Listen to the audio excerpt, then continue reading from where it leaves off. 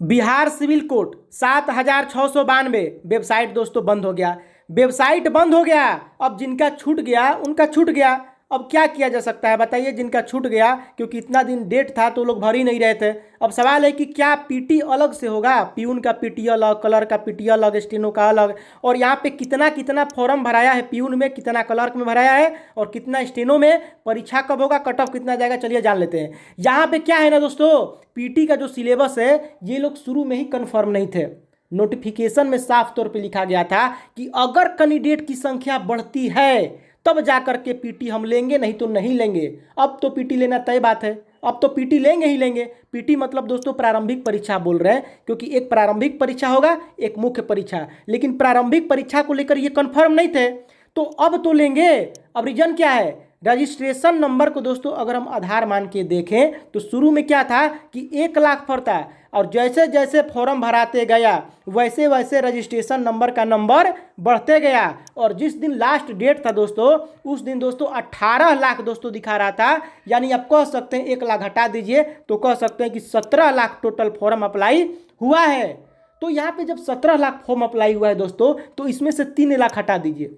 3 लाख क्यों हटा दीजिए, क्योंकि कोर्ट रीडर, सी से कोर्ट रीडर प्लस स्टेनोग्राफर, इनको मिला करके दोस्तों टोटल 3 लाख फॉर्म अप्लाई हुआ है। और स्टेनो में तो एकदम कम हुआ है। स्टेनो में कम होने का कारण क्या है देख सकते हैं यहाँ पे, अभी भी दोस्तों स्टेनो का ऑप्शन यहाँ पे दे रहा है।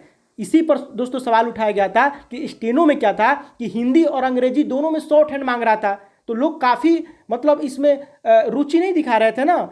सबका मतलब इतना ज़्यादा वर्सेटाइल आपके पास नॉलेज कि आपका हिंदी में भी शॉर्ट हैंड हो, इंग्लिश में भी। इसमें 60,000 करीब में स्टेनो में हुआ है, और कह सकते हैं कि कोर्ट रीडर में 2.5 लाख फॉर्म अप्लाई इसमें हुआ है। टाइपिंग देखिए दोनों में मांग रहा है, कोर्ट रीडर में भी और स्टेनो में भी, लेकिन स्टेनो में शॉर्ट हैंड मांग रहा है, इसी की वजह से इसमें कम अप्लाई हुआ है। अब 2.5 और ये पूरा मिला के कितना हो गया, 3 हो गया, लगभग 3,10,000, 3,20,000। तो 3 लाख मान के अगर चलते हैं तो बाकी कितने बचे, बाकी बचे 14 लाख फॉर्म। अब ये जो 14 लाख है उसमें बचा कौन, प्यून और क्लर्क। अब इसमें देखिए क्लर्क में क्या है कि क्लर्क में थोड़ा कम फॉर्म अप्लाई हुआ। इसके पीछे रीजन ये है कि अगर आप बीए पार्ट 2 में भी है तो दोस्तों इस फॉर्म को अप्लाई नहीं कर सकते। अगर आप बीए पार्ट 3 में भी है तो क्लर्क का फॉर्म अप्लाई नहीं कर सकते, जब तक आपके पास फाइनल रिजल्ट नहीं है तब तक नहीं कर सकते।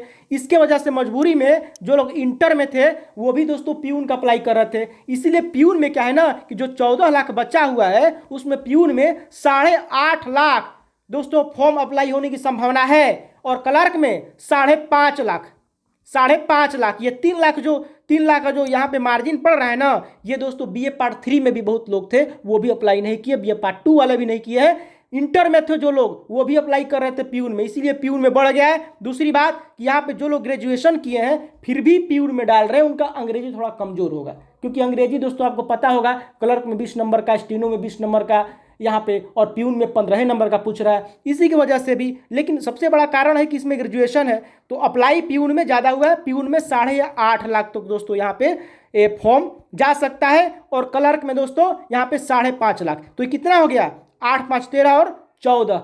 अब बात करते हैं कि क्लर्क में कितना कंपटीशन है, तो क्लर्क में दोस्तों 5.5 लाख तक लोग फॉर्म अप्लाई किए हैं, और यहाँ पे टोटल सीट 3325 है, तो इसमें एक सीट पर कंपटीशन 165 लोग हो गए। और प्यून में क्या है कि एक सीट पर आपको 508 हो गए। तो यही दोस्तों रेशियो रहने वाला है। अब यहाँ पे ये तो समझ गए। अब आगे चलिए जान लेते हैं कि यहाँ पे परीक्षा कब होगा। तो दोस्तों बोला गया था कि जब फॉर्म अप्लाई हो जाएगा ना उसके 1.5 महीने के बाद हम एग्जाम ले लेंगे। लेकिन दोस्तों अब कहने की बात अलग है, नोटिफिकेशन निकलेगा तब ना मानेंगे कन्फर्म। तो यही बात है, तो हो सकता है कि जनवरी में भी इसका दोस्तों एग्जाम चला जाए। अब पीटी लेगा कि नहीं, तो दोस्तों जब कहा गया तो नोटिफिकेशन में कि यहाँ पे कैंडिडेट की संख्या ज़्यादा रहेगी तो पीटी लेंगे, तो ज़्यादा तो हो गया, तो ये लोग जरूर लेंगे। अब सवाल है कि परीक्षा कब होगा, तो जनवरी में होगा। दूसरी बात कि क्या पीटी सबका अलग अलग होगा, तो दोस्तों ये तो उनके ऊपर डिपेंड करता है ना, ये तो उनके ऊपर डिपेंड करता है। नोटिफिकेशन में ऐसा कोई भी जिक्र नहीं है कि हम आपको ऐसे ही बोल दें कि पीटी अलग अलग होगा। ऑफिशियल नोटिस आएगा उसी में पता चलेगा कि क्या पीटी अलग अलग से होगा कि नहीं होगा, यही बात है दोस्तों। और पीटी में जो सिलेबस है ना, देखिए सिलेबस में क्या है कि सिलेबस में आपको मेंस में भी लगभग लगभग वही है।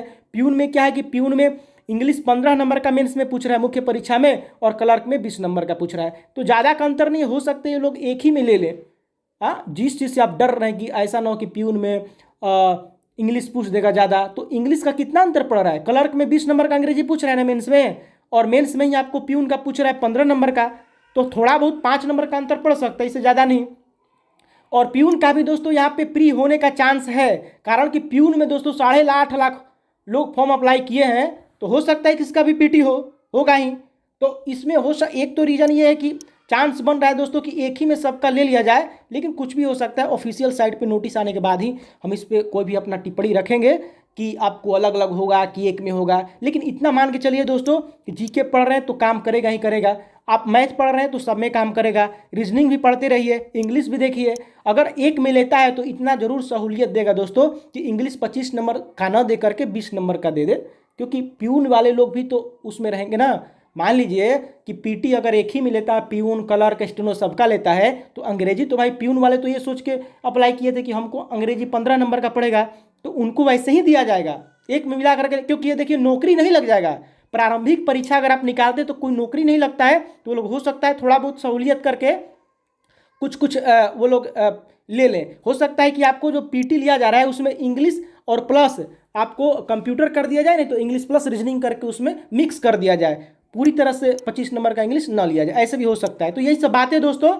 अब यहाँ पे टोटल मिला करके 17 लाख दोस्तों फॉर्म गिरे हैं शुद्ध रूप से अगर कहा जाए तो, है ना। और उसमें से 14 लाख फॉर्म जो है वो आपको प्यून और क्लर्क के गिरे हैं। प्यून का 8.5 लाख और क्लर्क का 5.5 लाख, यही मोटा मोटी अनुमान है। और आपका क्लर्क में क्या है कि एक सीट पर 165 के करीब में यहाँ पे सीट पे कंपटीशन है, और प्यून में एक सीट पर 508 लोगों का कंपटीशन यहाँ पे बनने वाला है। तो यहाँ पे दोस्तों तैयारी तो करना पड़ेगा आपको, है? अच्छा खासा लड़का हो गया देखिए। और पीटी में आपको कम से कम देखिए 62 प्लस लाना जरूरी रहेगा, 62 प्लस। 100 में से 62 अगर आप लाते हैं तो आप मुख्य परीक्षा में बैठ सकते हैं, जिसमें 70,000 के करीब में लोगों को, यहाँ पे 70,000 लोगों को मुख्य परीक्षा के लिए एलिजिबल माना जाएगा। 70 से 72 यही रहने वाला अनुमान के तौर पे कहा जाए तो 70 से 72,000 लोगों को लिया जा सकता है मुख्य परीक्षा के लिए, क्योंकि 10 गुना लगभग लिया जाता है। तो यही बात है दोस्तों। और चलिए अभी बस इतना ही, मिलते हैं आपसे के साथ, तब तक ले इजाजत दीजिए। जय हिंद जय भारत।